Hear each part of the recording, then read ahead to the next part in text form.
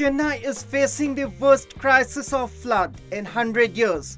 Facebook has activated its safety check feature in Chennai to allow people mark themselves as safe quote-unquote from the floods.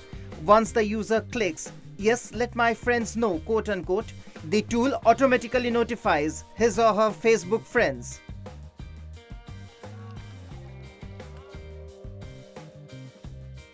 Google has also posted a link on its homepage called "Resources for the Chennai Floods," quote-unquote, which provides details about relief camps and updates people about the situation in the city. People are using platforms like Facebook and Twitter not to just let people know they are safe, but also to helping connect people get to safer locations.